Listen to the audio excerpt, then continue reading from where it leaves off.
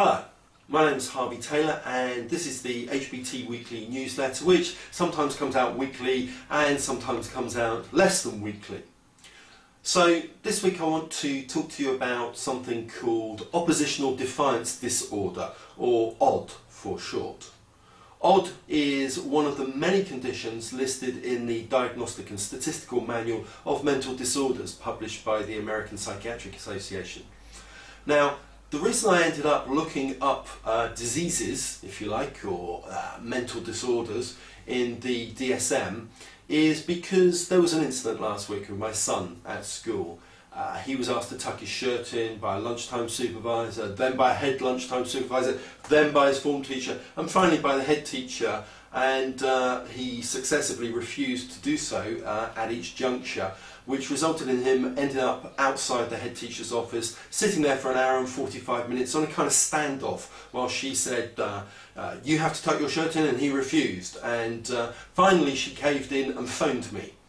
When she phoned me, I think she got a bit of a surprise, because whilst I like to support teachers as much as I can, because I think they get a hard time from politicians particularly, and the public in general, I thought it was unreasonable and petty, and also I like to encourage my children to be oppositional and defiant in a constructive and polite way.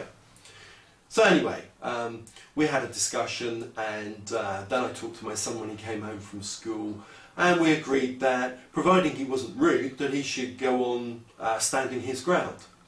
Now, you might find this a little bit strange, or you might agree with me, but my attitude is that opposition and defiance are absolutely essential ingredients of a healthy democratic society.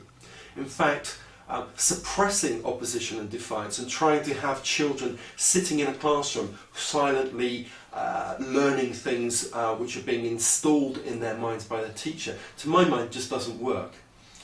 I favour Socratic learning, the approach to learning which says that knowledge resides within, and as an educator myself, my job is to help people that I'm teaching or training, to help them access the knowledge, the insights, the wisdom that they already have. I also believe that if we involve children far more in decision making, not only in schools but in society in general, that we would have a much healthier society. Children have a much more pronounced sense of justice.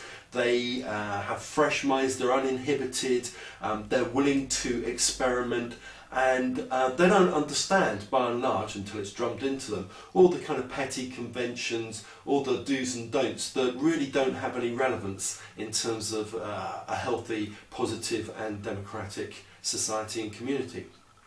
If you think about all of the significant changes that have taken place in history, revolutions for example, I always think about 1956 in Hungary, where there was an uprising against Soviet domination, and again in 1968 in Prague, in the Czech Republic, Czechoslovakia as it was then.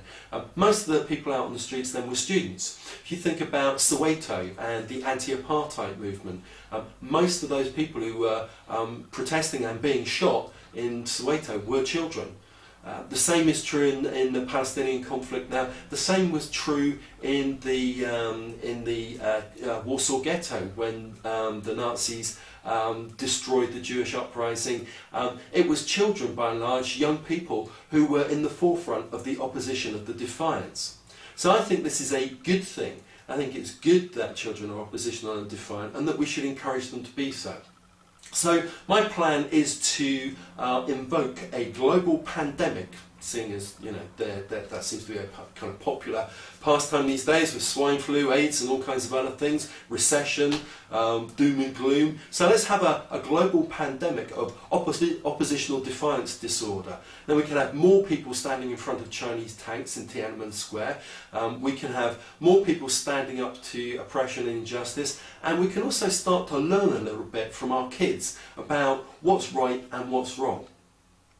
Okay, now I hope you enjoyed this first ever video newsletter. If you want to find out a little bit more about what HBT's up to and what I'm up to at the moment, then please do go to the bottom of the text the text newsletter, and you'll see there a list of programs that we're running and other things that we're doing. And don't forget, remember, in fact, he said, being a hypnotherapist, remember, 26th of August 2009 is the first ever International Optimum Moustache Day, and I look forward to seeing you at the Captain's Club in Christchurch at 3 p.m. That's the 26th of August 2009. For details, go through to Tracy Franklin at Business Link.